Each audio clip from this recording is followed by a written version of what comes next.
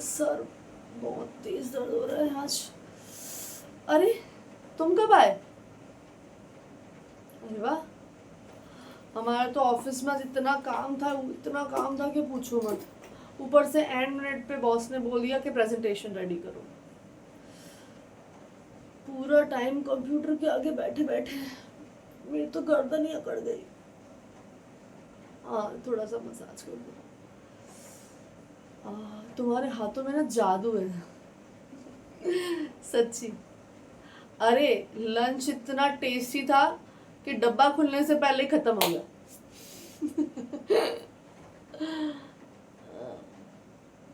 बिल्कुल। सुनो ना, एक कप कॉफी बना दो। ठीक है, मैं चेंज कर